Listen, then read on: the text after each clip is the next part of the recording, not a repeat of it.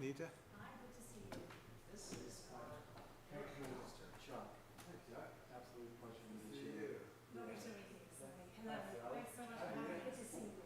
Okay. Oh no. He is Right.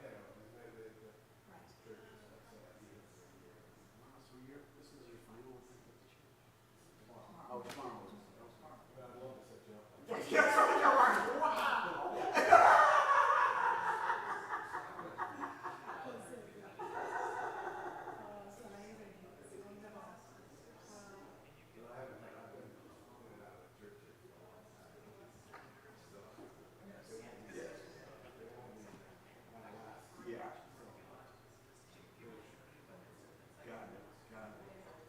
This all works, you all set up? I think everybody seems happy right now. So. I think we're good.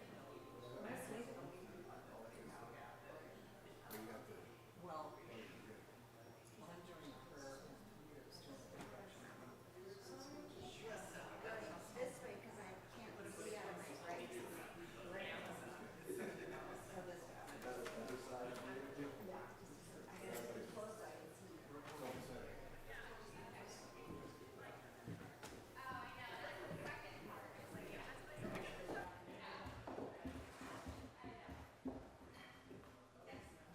It's fine. Oh, Vicky, I will turn the lights down back here so they can see that.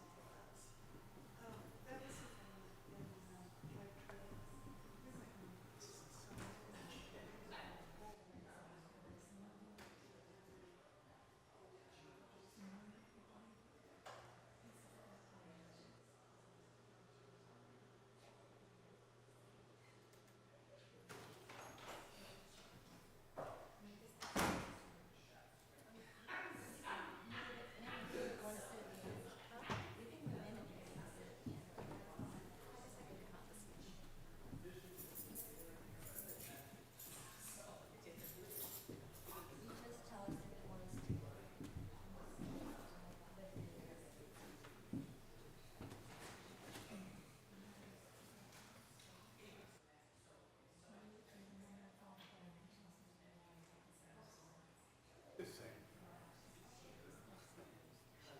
She's gonna try and come tomorrow. Yeah. She's got a friend of hers who doesn't actually come to church very much, Greek Orthodox friend, Tracy Athanasiadis. His good friend. She's gonna pick Marty up at about 9:30. Sounds good. I told him to sit over there. She can store the scooters, so you let her right there. Yes, that's a good idea.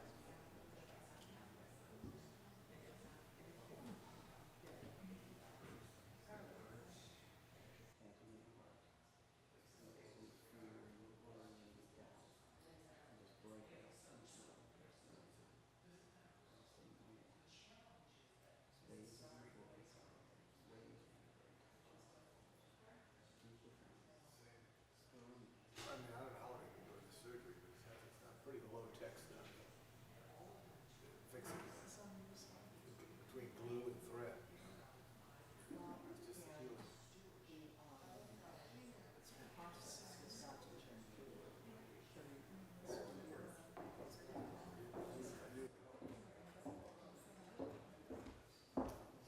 Oh, the equipment, the stuff they use.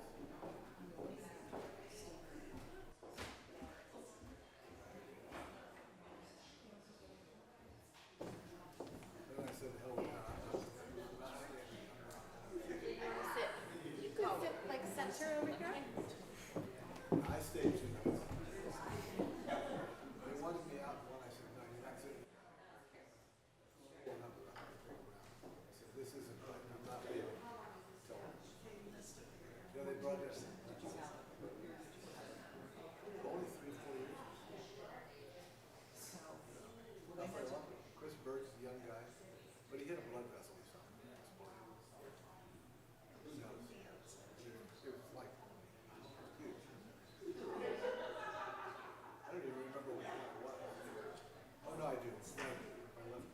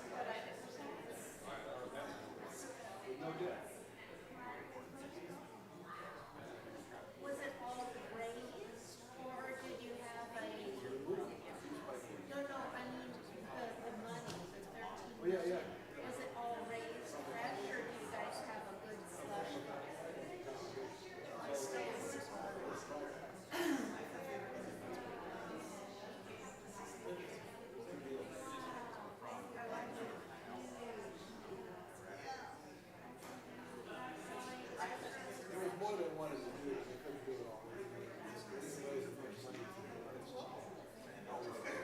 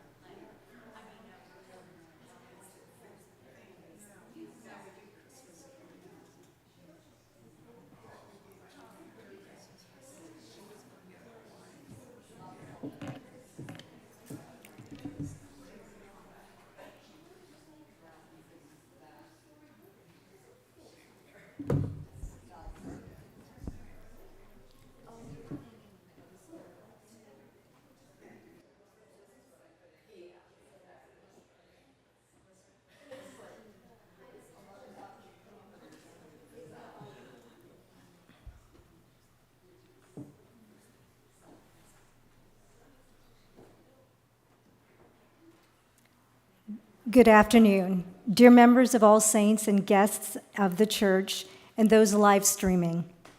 At a time when many of us are focused on the horrendous suffering taking place in the Middle East, closer to home, I'd like to share a story of hope, Hope Refuge, a sanctuary created by Sally and Chuck Cook in the San Ynez Mountains.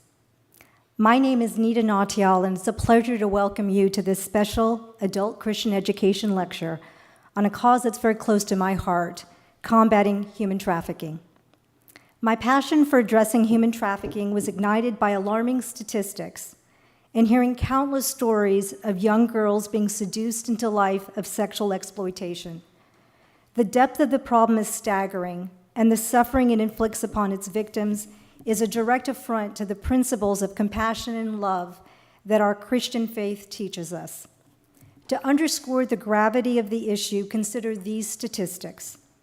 Human trafficking is a $150 billion global industry, making it one of the most profitable criminal enterprises. The United States is not exempt from this crisis.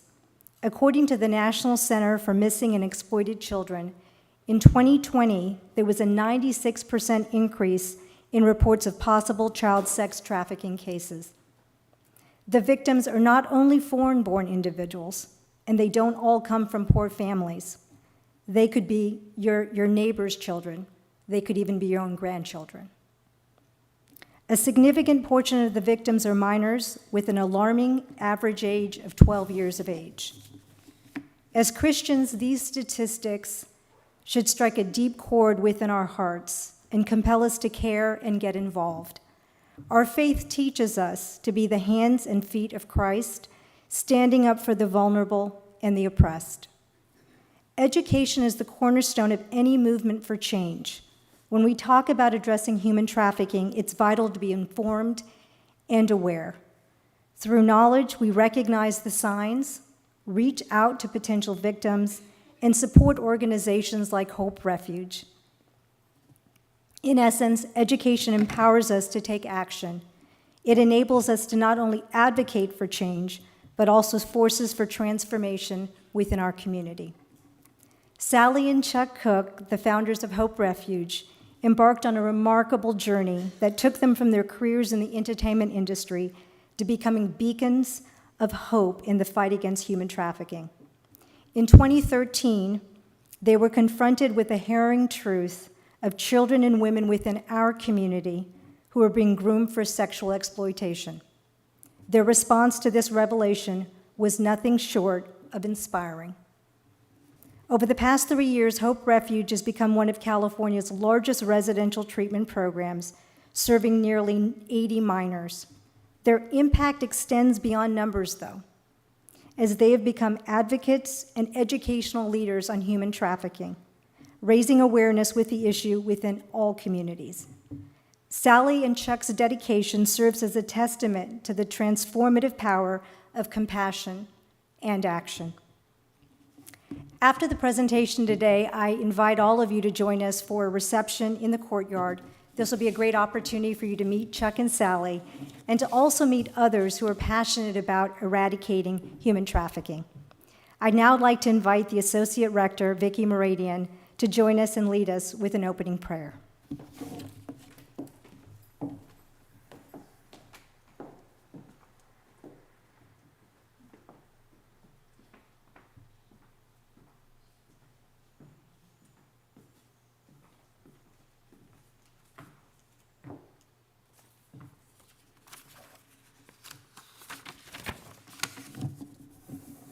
The Lord be with you. Let us pray. Oh God, our world right now is not a peaceful place. It is burdened by strife, war, and humanity's inhumanity. We grieve for those who are victims of such horror, and we pray for those who are trying to help. Please send your strength, inspiration, and guidance to the helpers so that they may care for and comfort those left behind. We especially thank you for those who have boldly stepped forward to bring hope to those who have lived in fear and suffering. Our world may be global in nature, but so many who are suffering from injustice are right in our own communities. With that in mind, we are so grateful to have Sally and Chuck Cook with us today to help educate us on the epidemic of child sex trafficking in Santa Barbara.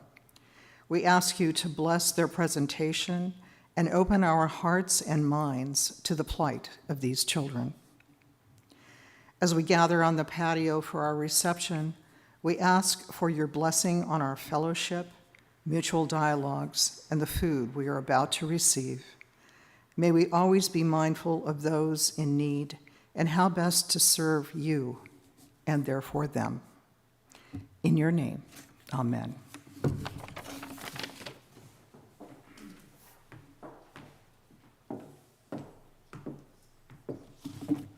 It's a great privilege for me to introduce to All Saints Sally and Chuck Cook and to provide them with this forum for them to share their remarkable work. Thank you so much.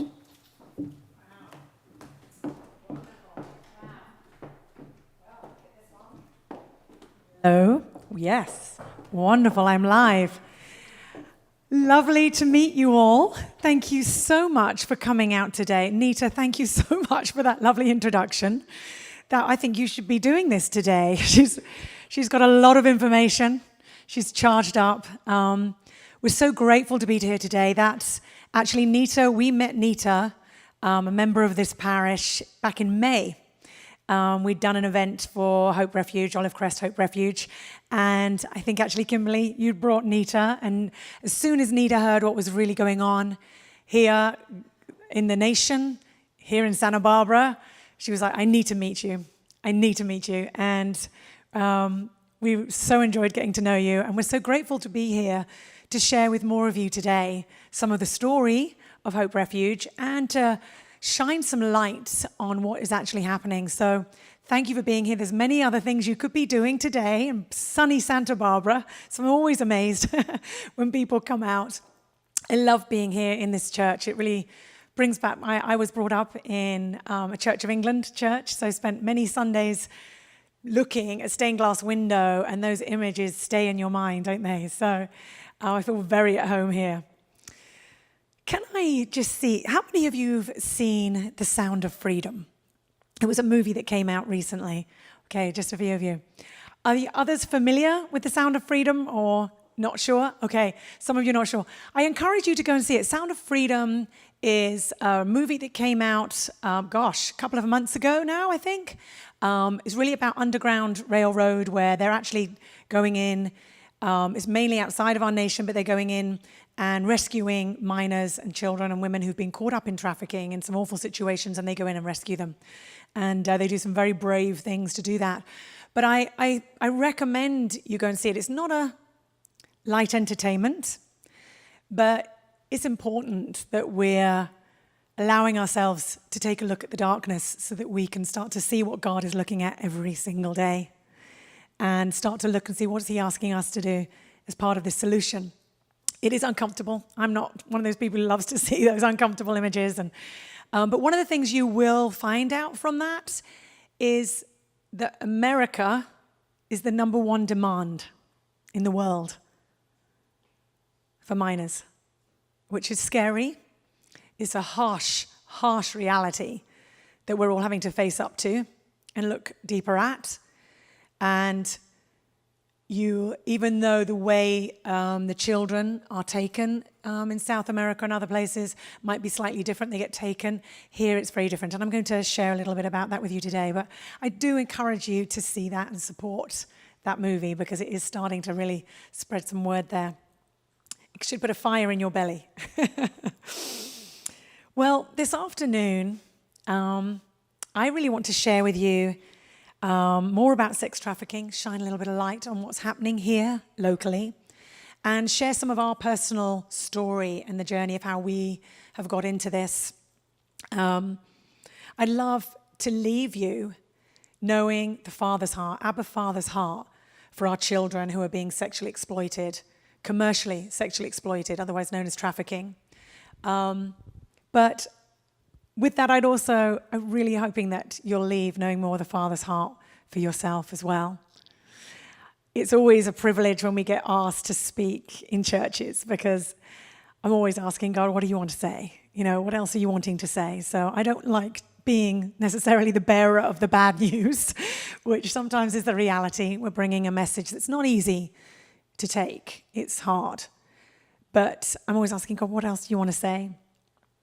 So as I was praying about today and sharing our message, it was interesting. The passage I just kept getting was Isaiah 40. Isaiah 40. And it's interesting because Isaiah 40 is so rich. And the context of this is actually Israel being captive, Israel being enslaved and they were captives to the Babylonians, and they'd been captive 150 years at this point when Isaiah is hearing from the Lord, the Father's heart for his people, and as they've been crying out to God to change their circumstances, this whole passage is really a passage of comfort. It's a passage of comfort to his people. And Isaiah is sharing here God's heart about the exile is over. And all the reasons why they're in exile have been dealt with. And he's wanting to bring comfort to them and to raise hope in them. And I just want to read to you the last verses, as I really believe God wants to speak to us today through everything we're going to be sharing about trafficking and about our journey, about hope. Very special word to us, hence Hope Refuge, but about hope and how to hold on to hope in difficult circumstances. So this is the few verses that I just want us to read. It's just the end of Isaiah 40. And he says, "Why do you complain, Jacob?" It's God speaking to the people. "Why do you complain? Why do you say, Israel, that my way is hidden from the Lord? My cause is disregarded by my God. Do you not know? Have you not heard? The Lord is the everlasting God, the creator of the ends of the earth. He will not grow tired or weary, and his understanding no one can fathom. He gives strength to the weary and increases the power of the weak. Even youths grow tired and weary, and young men stumble and fall. But those whose hope is in the Lord will renew their strength. They will soar on wings like eagles. They will run and not grow weary. They will walk and not faint." So what is hope? Hope, the definition I got was from Webster's, is a desire that's accompanied by expectation of a belief of fulfillment. Hope, desiring something with the hope that it's going to be fulfilled. So my question to you as I move into this is, what are you hoping for right now? What are the things maybe that are consuming your prayer life? Is probably a good way of working out what's in your heart that you're hoping for. Maybe it's around relationships that need mending. Maybe it's about finances. Maybe it's around homes and desires of wanting to know what you're meant to be moving into in this season of your life. Maybe some struggles that you're wanting God to speak into and work in.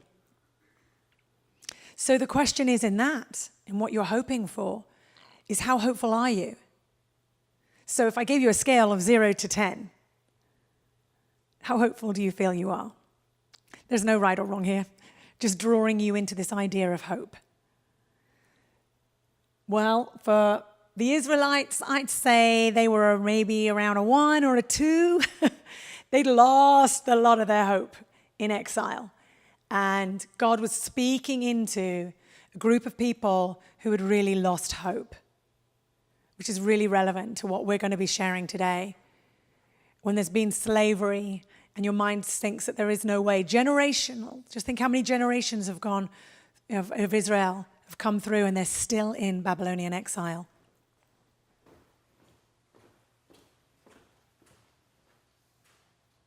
So the subject of hope is very dear and near to us. And in fact, our nonprofit that we founded is called Hope Refuge for a reason. And I would like to share with you a little bit about our journey that God has had us on and some of what he's been showing me in this journey about hope. So our journey with Hope Refuge began back in 2013. So we're actually from the entertainment industry, Chuck and I. This was not part of our 25-year plan, trust me. It wasn't down in the notes anywhere. But in 2013, we decided we were going to go and visit a friend in their church. And it was down in Hollywood. It was a one-off visit. But while we were there was a lady who got up to give an announcement. And the announcement, she was actually from an anti-trafficking organization. Very few people were talking about trafficking at the time. But in her announcement, she gave 2 facts. She shared that trafficking of minors is now the fastest growing criminal industry in the USA. And the average age of entry is 12 years old. We were like, what?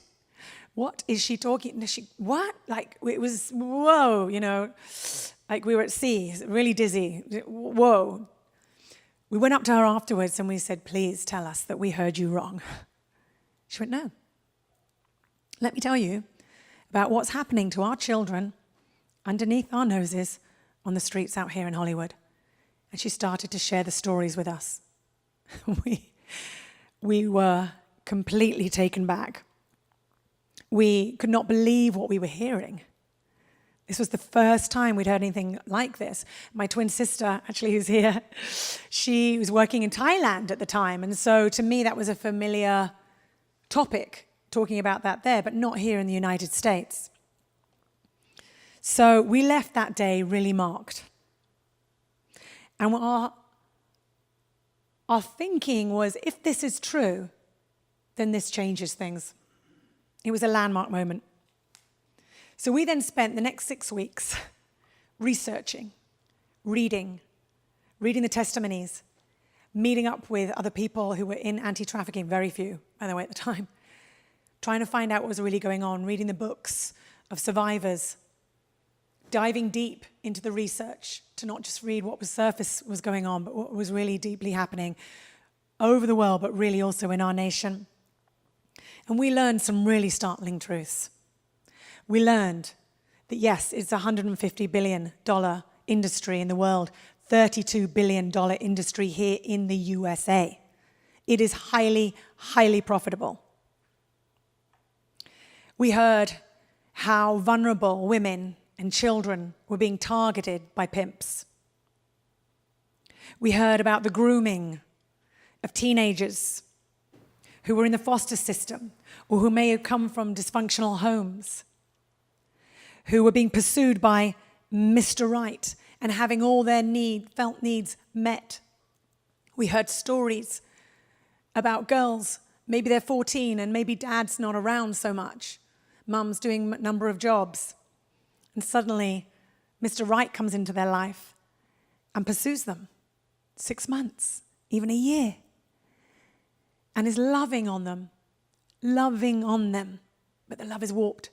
But he's getting them what they think they need. Getting cell phones, getting their hair done, getting their nails done, meeting them at school, being there for them, giving them beautiful words and they're not hearing from anywhere else. And they're targeting our children. And so she starts to fall in love. I mean, who wouldn't? It's generally an older teenager, if not in their 20s. Seems feasible. Looks from the outside like this is the perfect relationship. She'll even try and introduce him to people around her. But what starts to happen when he feels there's a bond, he's going to start asking her to help him because he might have got in a difficult situation. I need some money and I've been spending all this money on you and you could really help me tonight. And he might ask her to do something which is seemingly, to him, okay to ask her to do. Maybe it's just a strip at a bachelor's party that night. But it would solve all his problems. Could she do that for him? And of course she doesn't want to, but, well, if you love me.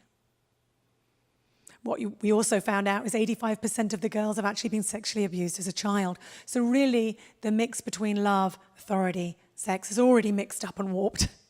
It's generally by a primary caregiver. And so she does.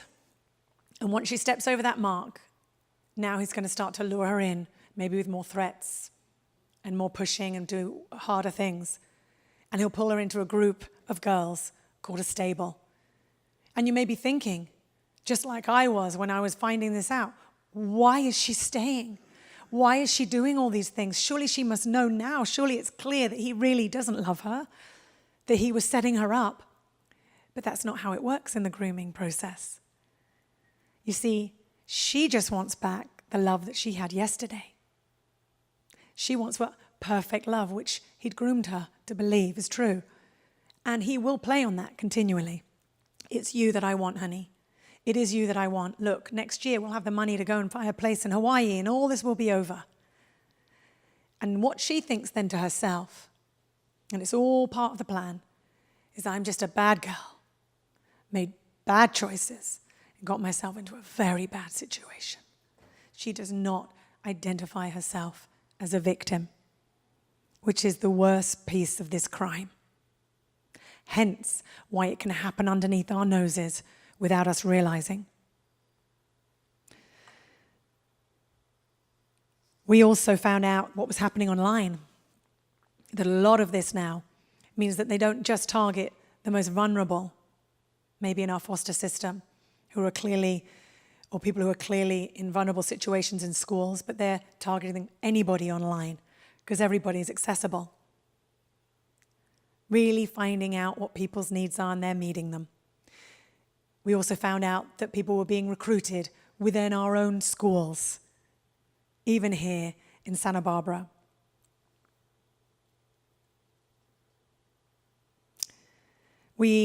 One of the other things we found out, which is kind of interesting really about our situation here in Santa Barbara, is that when a youth runs away, having a bad moment, chooses to run away from home, within 48 hours, they will be approached by a pimp.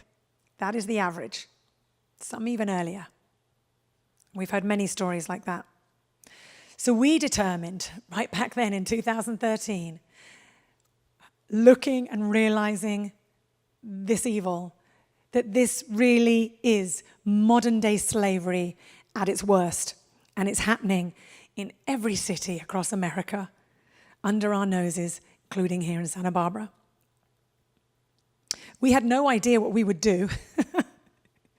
Remember, this wasn't part of our 25-year plan. We probably assumed it would be awareness because we're in the entertainment industry, so why would we not be in the awareness, doing movies, films, documentaries? But what we did resolve was that we wanted to be part of the solution and know that we couldn't just do nothing. We've always been inspired by William Wilberforce, who was a British politician who led the abolition of the transatlantic slave trade back in the 1800s. Some of you may be very familiar with William Wilberforce. We love him. I've read all his stuff and always was very inspired growing up by him. And he once said, "You may choose to look the other way, but you can never again say that you did not know." And that would resonate and go round in my mind at night as I was looking at some of this darkness going, I don't want to look over here, God. It's too dark. And that would keep coming back up. Yeah. I can never again say I didn't know. So we just jumped in. We just literally jumped in. We started helping and learning from those who were already in the anti-trafficking fight and serve in any way that we could. And honestly, I would say that to all of you, it is the best way. If your heart is pricked by anything to do with trafficking, dive in with those who are already serving. We know the feeling of, now that I know, now what do I do? It's hard. It's very difficult to know how to jump in. Serve those who are already doing it, and you will start to learn what your lane is. A few months in, we ended up at an event in Los Angeles. It's an anti-trafficking event. First one of its kind, only one I think they've ever had, where they brought some survivors in. But actually, the other thing that was going on whilst they were doing workshops is all of the people who would ever touch a survivor in the continuum of care, housing, law enforcement, the courts, probation, social services, and all the non-profits, they all gathered together. And there was a big concern because really everyone was asking, what do we do? They were sharing then, they were really confused because now pimps were getting girls recruited to get them in juvenile hall in order to recruit. So in every situation, we were losing the battle. And we found out at this event, they were saying at this event, that there are only 100 beds in all of America to serve this population. And we were like, 100 beds? Again, it was one of those things, 100 beds? How can there only be 100 beds in all of America to serve this population? Like, we're America, right? Well, that was the reality. There were no programs with beds that were there to meet the complex trauma of kids. This is actually what we found out. So we found out, they were saying 100 beds then, but we found out since then, at that actual time, there was 511 beds. But still, there are up to 300,000 a year are being touched by trafficking, and where there is no beds for the girls.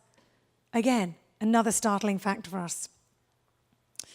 So what was interesting for us back then was a few weeks later, having found out this information, and we're still spinning, our co-founder, Bob Ryan, who's actually a pastor here in town now, down at Veronica Springs Baptist Church, actually had met my husband in Africa back in 2005, which is so interesting, isn't it? This is where it all began.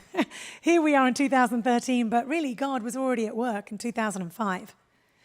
And when they'd met and they'd lost touch, and Bob calls Chuck out of the blue to catch up.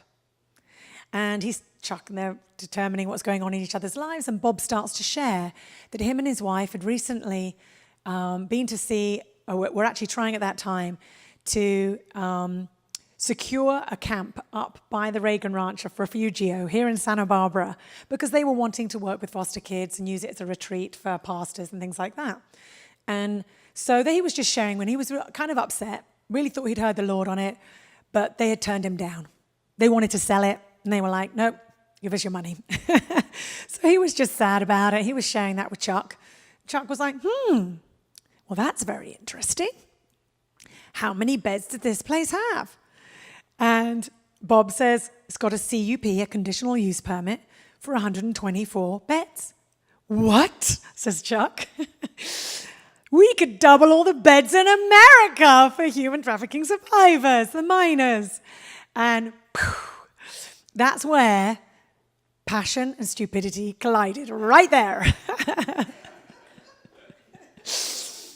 But it was straight away. There was this spark, and Chuck started to share with Bob, let me tell you what I've just found out about trafficking of children. Did you know this is happening? And straight away, Bob's heart was impacted exactly the same way ours was. And he said, do you think you could get us a meeting with the president of the Presbyterians who owned it at the time? He said, yes. And they did. We ended up having a meeting with the president. His name was Rick Harrison, a dear, dear friend of ours now. But back then, complete stranger. We shared what we knew about trafficking. It was a 6-hour meeting, 6 hours. And he gets up at the end of that meeting, stands up and says, I have just spent 3 years convincing the board to sell this place. How am I going to convince them to keep it? And there began the journey of Hope Refuge, as he committed to pursuing, to see how we could use this place to serve this population. So that was an amazing feat. A lot of hope rose in us as we were like, wow, maybe this is what we're meant to be doing. Maybe this is something that we can do to address the greatest need here in America for sex trafficked minors. So we got straight to work. We just started to bring everybody up from Los Angeles to find out, do they think they need this? And what could we do up here? And it was amazing. We ended up moving up in 2015, and Hope Refuge, the original Hope Refuge, was birthed right there. It was an amazing time. A lot of hope was rising. So, like I said, it wasn't in our 25-year plan to do this. And when we moved up here in 2015, this is when Rick gave us the keys. He literally handed us the keys. We'd been praying a lot. Our co-founder, Bob Ryan, he actually had moved up to the property and was helping to just manage the property. It wasn't really being used, just to keep it up to date and all the permits up to date. And he handed us the keys in 2015 and says, okay, I'm going to give you a year to figure this out. We're with you. Go for it. We were like, we didn't plan on that. Again, it wasn't part of our 25-year plan. So I'd actually just resigned exactly at that point from DreamWorks, where I was working, to be a full-time mum. That was my intention. My son was 1 year old. But we didn't know what to do. But in the craziness of when you get faced with something, we just dived in and said, okay, well, let's go up. Let's go and see what's needed in this place. And we did a big artistic boot camp at the time to see how the place could work, how's it, what needs doing. And we dived into getting the place ready for sex trafficked minors. It was amazing. The other thing we dived into when we came up here to Santa Barbara was what was happening here in the community. And one of the amazing things about this community is they'd started District Attorney's Task Force. So that's Hope Refuge. That is the space up in Refuge. Can you see how beautiful and sprawling it is? 200 acres. Amazing. So we dived into the District Attorney's Task Force. And it's a group of 26 organizations where we get together to work out how are we really addressing what's happening here in Santa Barbara. These were the very, very early days. And there was a bigger needs assessment that was done in the early days. The number one need in Santa Barbara was a residential facility with a program, like it is everywhere else around the state. Well, I want to share with you some of the statistics so you can get some idea of what's happening here in Santa Barbara. So this is some statistics just over a 5-year span.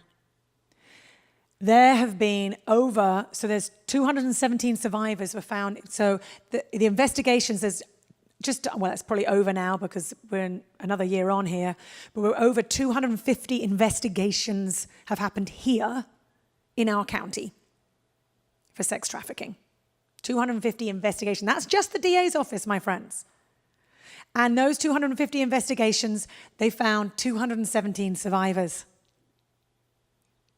27% of those were 17 or younger.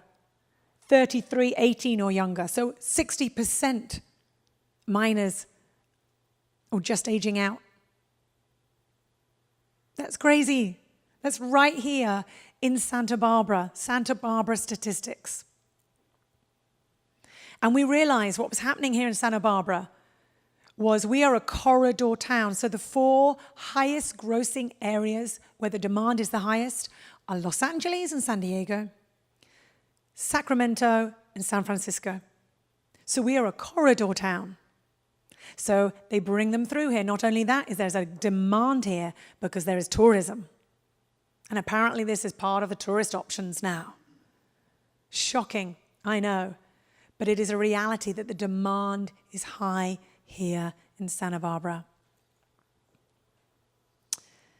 So, in 2017, finding out all of this need, we worked with the District Attorney's Task Force, and we went for a license to become a short-term residential treatment program.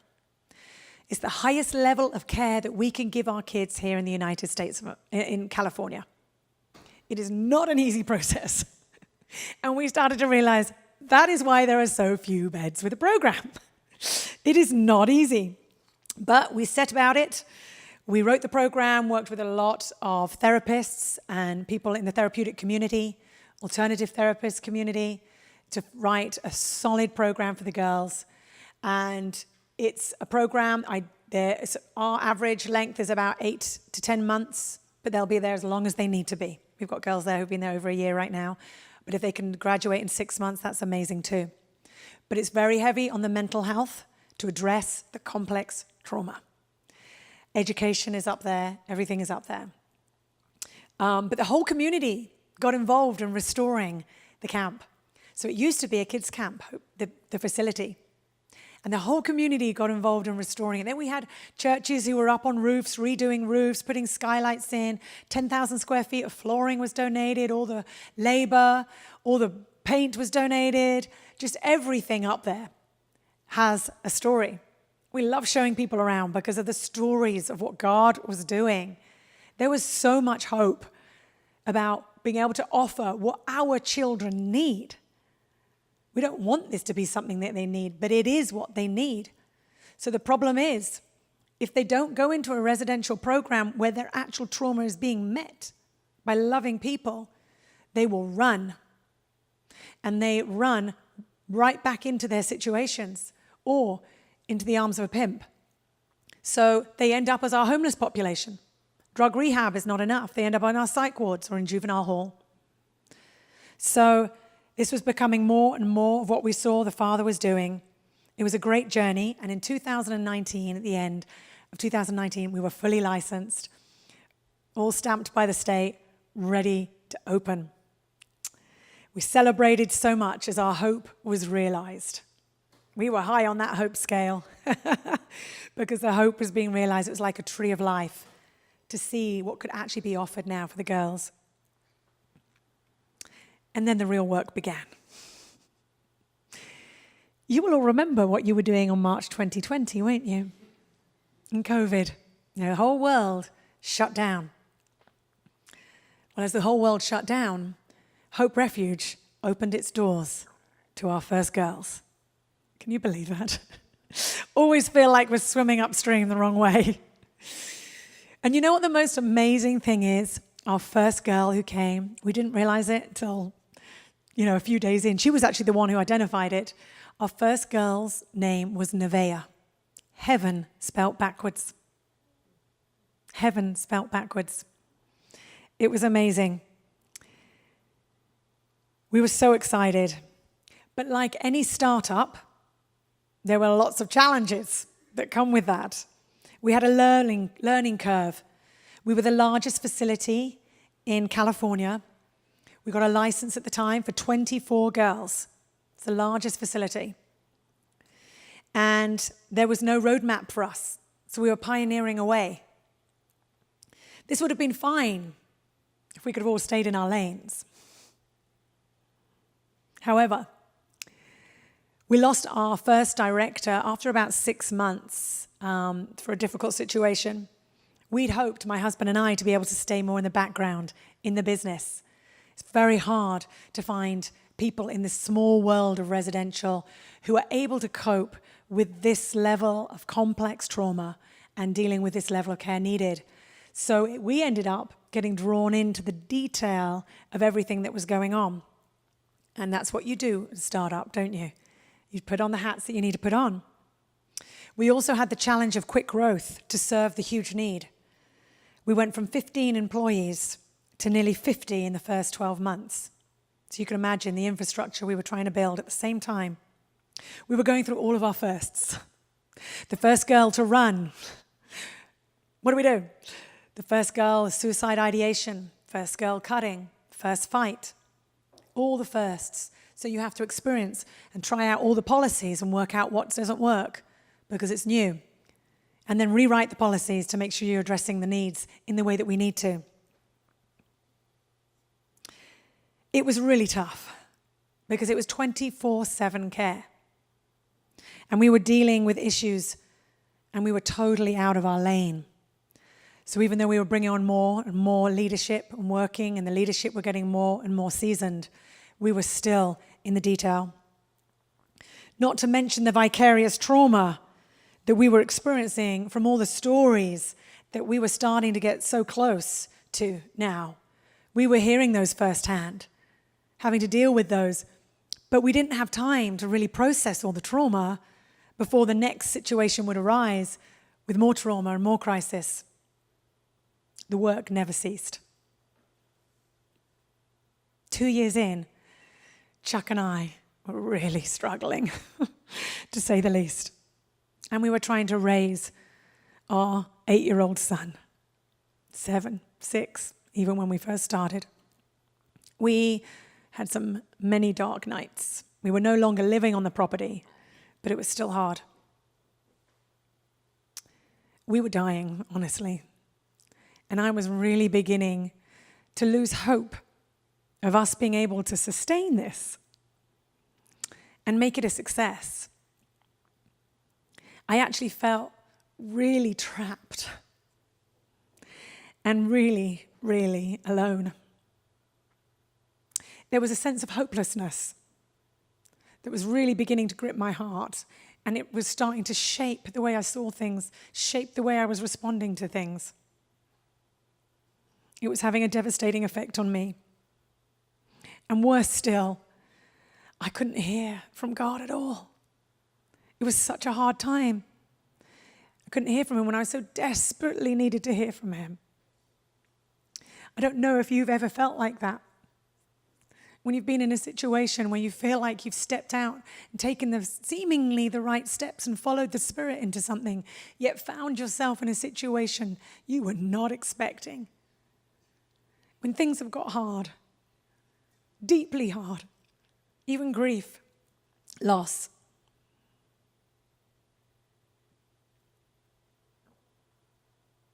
Amazingly, despite how we were feeling, God was doing incredible transformative work in the girls. We were seeing amazing transformation, and we were graduating so many of them successfully, where they were just running from other programs. We invite you to come and see the place, but one of the first things you'll see is, oh, I see why they don't run from here. We're in the middle of nowhere. But what it does is they stay with us for the first month, they don't go off. But it gives them a chance to decompress and bond healthily.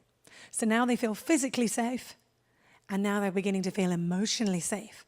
And so they'll stick it out. And then they'll start to get ready, all at different paces, to embrace their care and their program. And so we were graduating girls, incredible ceremonies. To date, as Nita said, we've served over 80 girls, which is amazing. And the majority have graduated their program and been able to step down to foster care or to another foster family or to transitional housing. All of them come to us with little or no hope. They leave full of hope.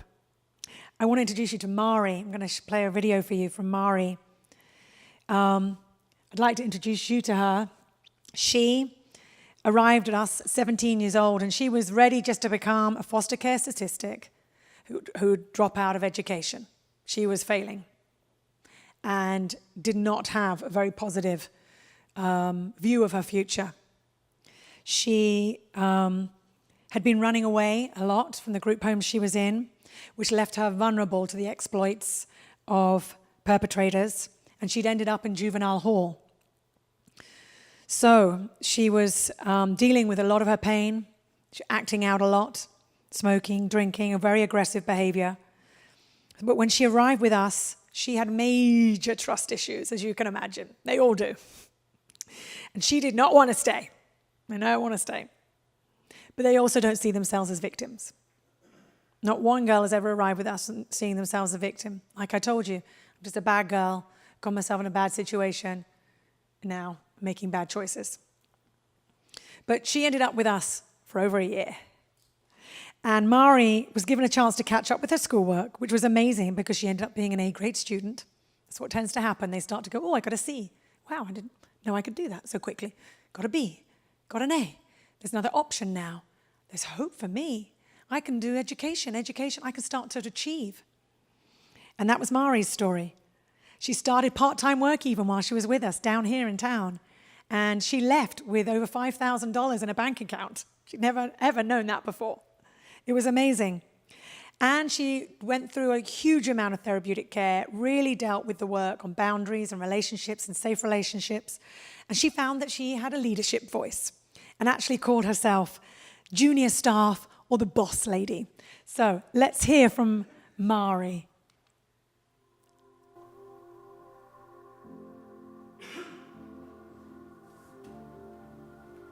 My name is Anne-Marie, but they call me Mari. I've been in Olive Crest in Santa Barbara for around 11 months, and actually give me pizza. Before I came to Olive Crest, I was in a situation where I was in another group home that lacked structure, so I was stuck around the lifestyle of, wanting to smoke, wanting to drink, and do bad things, which I ended up leaving, and I was on the streets, not making the right choices. I feel like I had nobody, and then I ended up being incarcerated. I ended up choosing to come to Olive Crest, and they accepted me. For them to be able to, bring me into their program and give me the benefit of the doubt. That's when I started my new journey, and I was able to become the boss of me.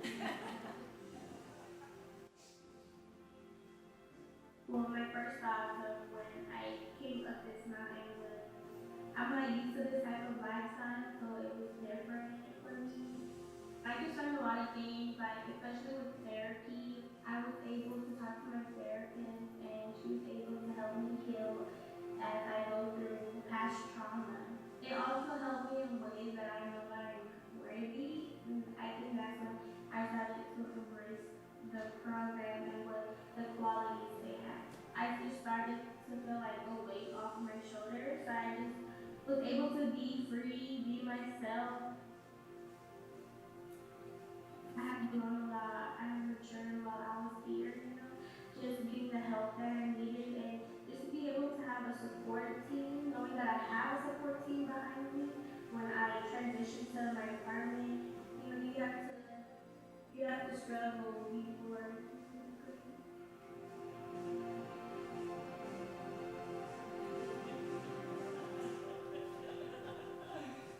Oh, bless.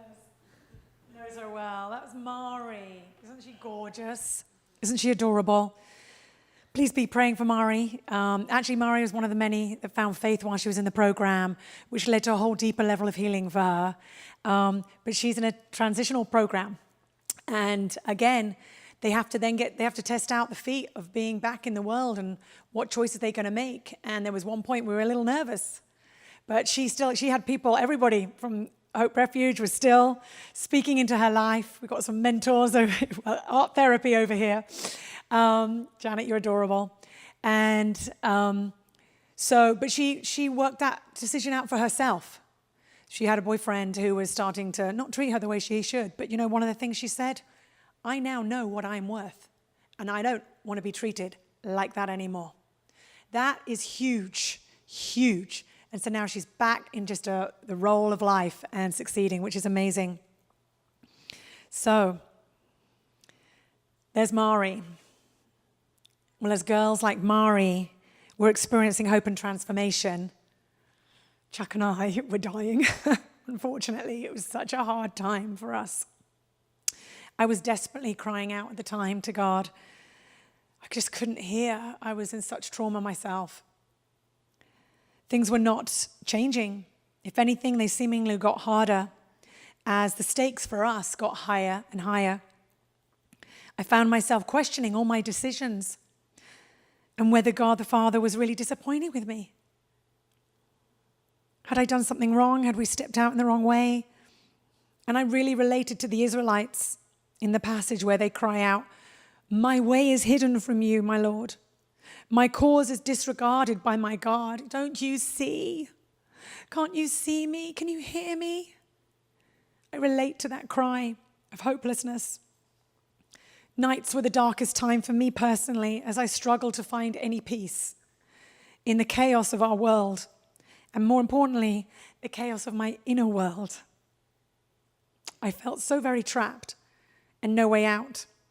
We really had no idea what to do. A mentor of ours at the time God had really placed us on his heart. Bless him. He was just an absolute rock through the time. But he said to us at the time, "You're in a hard situation. Because if you leave now, this baby dies." Hope Refuge. It's so young. It's a baby. But if you stay, you die. We didn't know what to do. One night, in particular, Chuck had a dark dream, and it involved our son. And we knew that we needed to act, that we couldn't just keep going. So at 3 o'clock one morning, Jill will remember this time, we got up and we wept and we prayed. We just prayed. But we knew we just needed to hand this over to God in the Spirit. We didn't know what that meant. We just knew we needed to let it go and place it at the Father's feet. In many ways, if I'm honest, it felt like I was placing it in a grave at the time.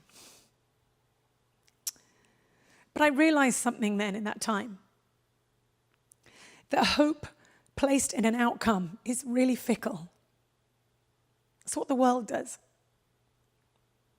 It may come. Your hope may come about. And sometimes it does, and that is amazing. Sometimes it doesn't. So the source of where your hope comes from, the The source of what it's based in really matters. For some of you, even today, maybe it's a time for you to be thinking, because I had to really look where my hope was. It wasn't in the outcome. I placed it back in the Lord. It's not in the outcome of a relationship, if that's what you're hoping for. The hope is in the one who sees the whole picture and is fully trustworthy. It's not in the finances that you may be praying about. It's in the one who owns it all and is fully trustworthy. Your hope can't be in health or medicine, but in the one who created all the health solutions and your body and will walk you through your pathway of healing, whatever that is.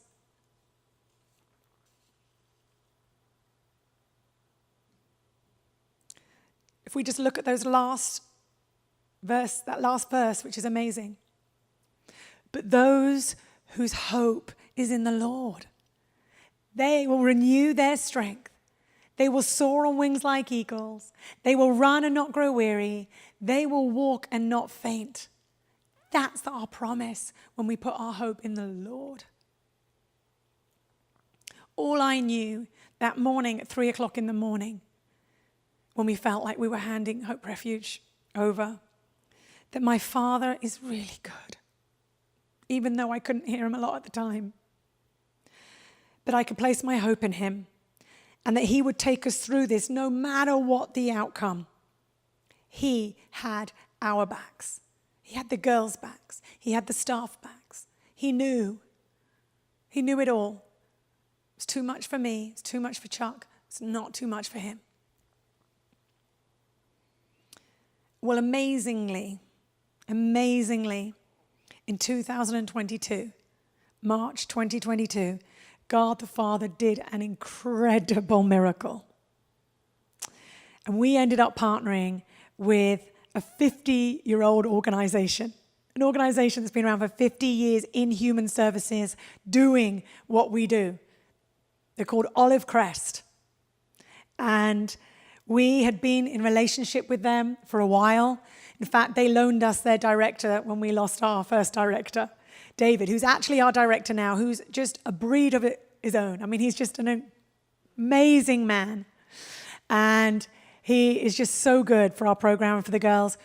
And we started talking to them about acquiring the program. And so in March 2022, they came and acquired the program and are now managing and operating that. And it was amazing. They're a Christian organization. They've been around for 50 years. They're in the residential world, but they also do foster care, adoption services. They do the whole continuum, which is really what Hope Refuge is going to need to grow. We need transitional housing. We need drop-in centers. We need the whole wraparound. This is what they do. This is their lane. And the amazing news with that was Chuck and I stayed on. We stayed on with Olive Crest, and we are now in development and community engagement, which is our lane. We're back in our lane. God did an absolute miracle. I had no idea he could do or was going to do what he did there. And you know what? It's really easy for me to see now. This was always God's plan. This was always God's plan. It was never his plan for Chuck and I to stay in the detail. That's not who we are.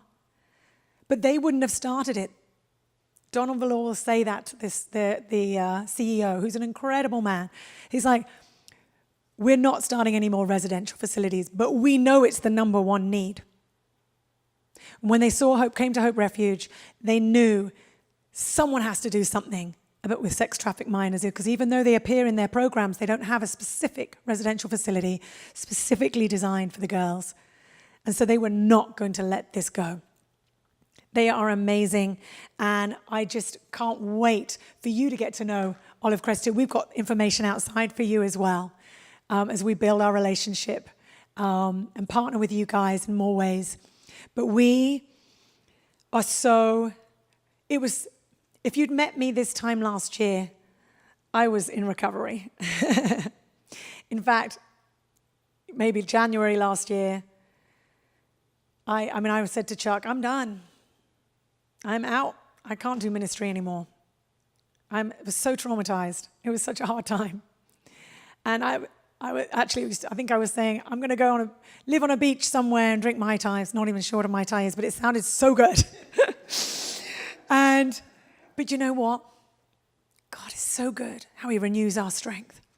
Because year on, I am more passionate than ever to advocate for this issue and for the girls and for the boys in our cities who are being exploited, and to stand up to the demand and the perpetrators. More passionate than ever. Who does that? Who does that? Only God can renew that strength. Only God can re-inspire us. Only God can lift us up. And I just encourage you with that. When your hope is in him, it may not be the journey that you planned. It probably doesn't fit on your 25-year action plan. In fact, I think I've just thrown mine to the wind because I realize he laughs at mine. Yours is probably way better than mine. But he is committed to your welfare, your dreams, your desires, and all that's in your life and all those in your life. He is so worthy of putting his trust in him. And so we want to encourage you. We'd love to give you a tour of Hope Refuge to find out more. We've got Connect cards, and welcome to come outside and find out more and sign up to find out more as well. But I just want to leave this with you as you found out about some of our journey and some of the difficulty we've had on ours. Wherever you are at, I just ask you, you keep this is you and the Father, how good is he? How good is he? And do you feel that he's that good to you? This is the journey we're all on. It's a maturing journey, right? Because we can say he's so good, but it's only when we face the challenges that we really see what we really believe in our hearts as we start to crumble under it all. And that's okay, because that's where the Father meets us and says, yeah, this fire is for you right now. So whatever trouble you're facing, I know that my Father will use it for good. Whatever the enemy is intending for harm in your life and the lives of those around you, I fully believe the word where it says, whatever the enemy is intended for harm, God will work it for good. Your good, it says. Just in the same way he's done that with us. I had to learn that I literally was my lesson. That God isn't just committed to our girls, and it's so obvious to see how committed he is to our girls. None of us doubt that, do we? It is obvious when you see their journey. He is so committed to them. But I'm still on that journey where I'm learning, and he's that committed to me too. So thank you for hearing us today. Thank you for hearing more about what's happening here in Santa Barbara and being willing to hear some of the harder news of what's happening here. But God is shining a light. There's hope. We are that hope. Just the very fact that you're here today says there's hope. We're willing to not look the other way. And we're all going to get involved in different ways. But I want to bless you. I want to thank you. And I don't know whether we want to end with a prayer or how you want to end this, Reverend Vicky. I'm happy to pray if you want me to. Would that be? Yeah. Well, maybe we do that. Maybe we just take a time with the Father just to pray. And yeah, let's just do that. So let's just close our eyes and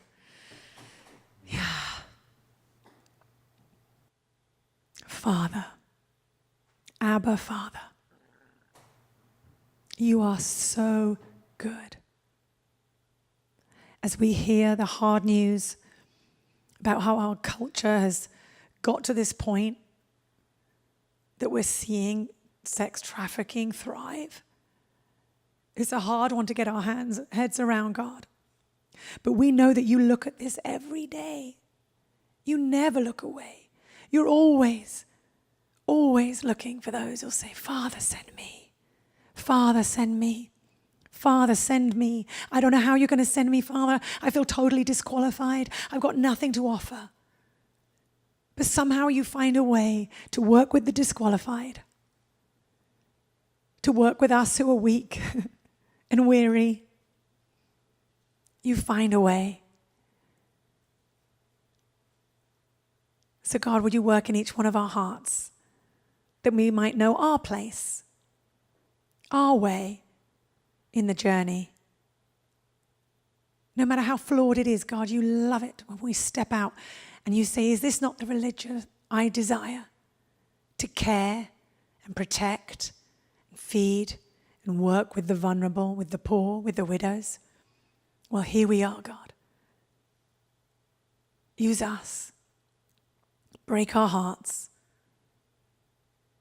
And I want to thank you, Father, that you are so committed to them, but you're also committed to every single man and woman in this room. You know their journey intimately. Every hair on their head, you know it. And so, Father, I ask you to minister to their hearts about how they can place their hope in you. And Lord, even if they're in a place of, I don't even know how to do that, you are the one who does.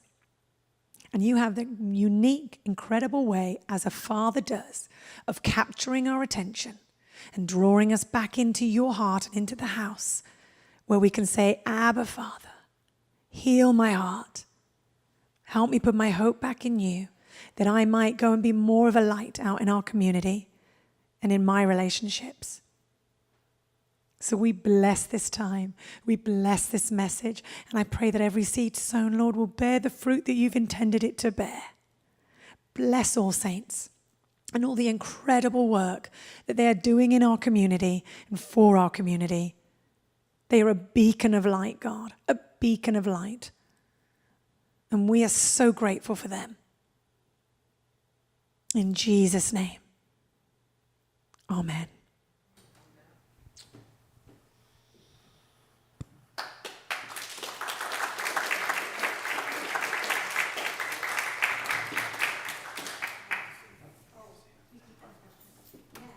That's right. Did you want to do a Q&A? Wonderful. Chuck is my husband. He doesn't like the mic as much. It's hard to get it away from her, too. So please, are there any questions? Yes, we'd love to answer them. Yes. When they graduate, how is it, because if they transition, how is it they don't get found by the parents that they couldn't get away from initially? How does that work? Yes, well, their transition out of our program will be either into a foster family that's safe or into a transitional house. So once they start to cut links with the pimp, then honestly, most pimps will just look to replace them. And the lovely thing about where we are, we're remote. And anyone who tries to get to where we are will know that.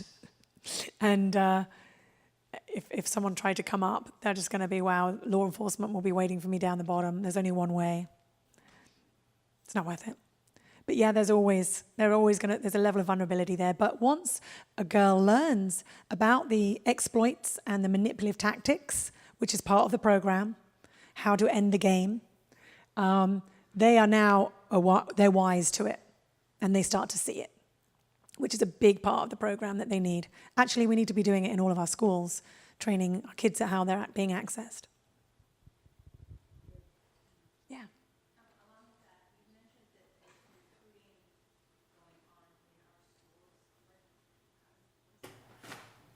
We just speak into it. Yes. So if you think about it, pimps and recruiters, sometimes the same person, sometimes different. So a recruiter could be a girl. But if you think about it, they're going to be wherever our kids are. If you want to know how they're getting them, they're wherever our kids are. They're in the mall, they're in parties, they're in schools. And so what they're looking for in schools is the more vulnerable. Someone who doesn't fit in, spending time on their own, in trouble, wanting to play truant, and they'll target them as friends. And then they'll invite them to a party, invite them into their friendship group. And in that friendship group will be somebody ready to exploit.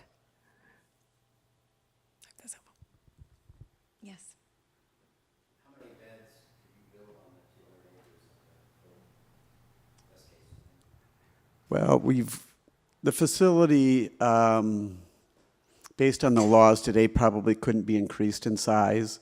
So we have to use the infrastructure that we have now. Although there's a CUP for 124 beds, we can only put 2 girls in a room. So that really took us down to 24 girls. And then there was a state law issue that came up about a year ago that forced us down to 16. A mistake that the state actually made that required everybody to go down to 16. Otherwise, the feds wouldn't give any more money to the state for the mental health component of the program. So that's kind of where we're at. And to be candid with you, to have more than 16 of this demographic on a piece of property would probably be more difficult because of the complex trauma that they're all going through. So having 200 acres is really incredibly valuable to us because they can have a moment, go for a walk, decompress, and then come back. So we have found that that piece of property up there is just really ideal for working with these type of girls or this demographic.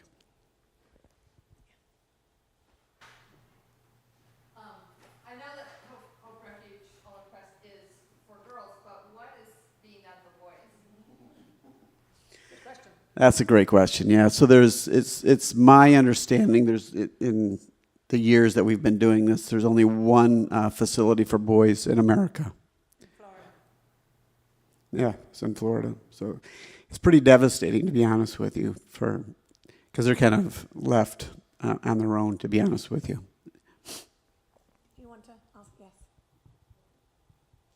What platform do we find the film that you're mentioning, Sounds of Freedom? Is it in theaters?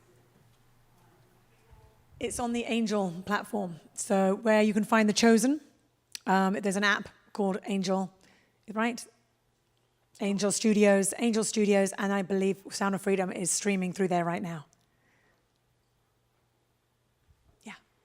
How do the girls end up at Hope? I mean, is it through the courts or through? Yeah, great question. How do they end up at Hope Refuge? They come through social services or they come through probation. So those are the two. There is a way through education, but it's generally those are our two main referral systems. What do you tell your son about predators online and predators in school? Yeah. Predators online. What do we share? That's a good question. We're trying to keep everything very age relevant for him right now. His awareness about Hope Refuge is that we're working with children who've been treated like slaves. And so he's 9 now. But yeah, we're trying to, educating children to what can happen online is vital. It's something we'd like to do a little more of next year through our work in that prevention space in schools. The task force are working hard as well. There's a school up in Longport who are a pilot program right now in education throughout the school. So for the teachers as well as the children, what's age appropriate and how much do we share. But yeah, online, we're very, very protective right now with him online. He doesn't have access to anything where anyone could chat with him, for example. So, but we're very honest. You've got people out there who are not what they seem. And what might look like another 9-year-old boy could end up being, 50-year-old man who's ready to, exploit. It's a tough one. Yes. How much drug usage is intertwined with this problem that you're dealing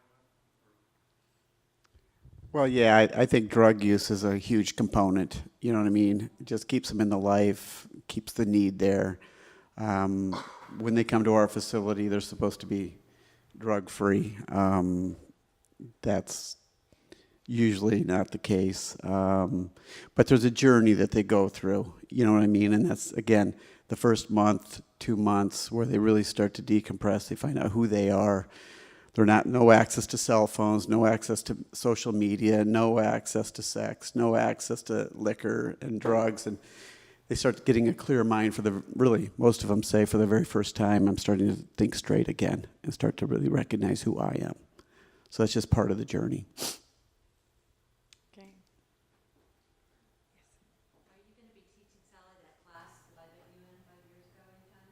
Yes, and yes.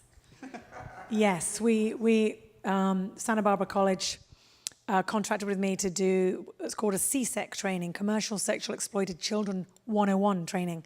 And so we did that back in 2018, and we asked if we could take it way beyond the college and open it up to the city. And they said yes, and ended up being very in demand.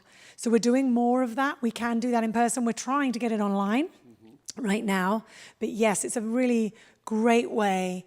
You got some little bits of it today in today, but it's really how are children getting into this? Who are they targeting? How are they targeting them? What are these ways? What are the red flags? How could I know if it was my granddaughter, my niece, my daughter? How would I know? And then what can I do when I do know?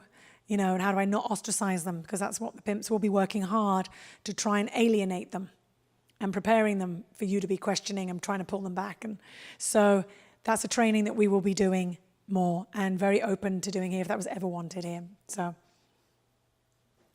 yes, one more. Do your girls get back in touch with their biological parents? If they're safe, they'll be with them throughout the program. Sometimes it's where the problem and dysfunction has happened, so they're not safe. So yeah, everyone's unique. But thank you so much. So appreciate it. We'll be out in the having cheese and wine. Please come out and join us. But we'd be very happy to chat more. Still got some voice, which is great. Thanks so much. Thank you.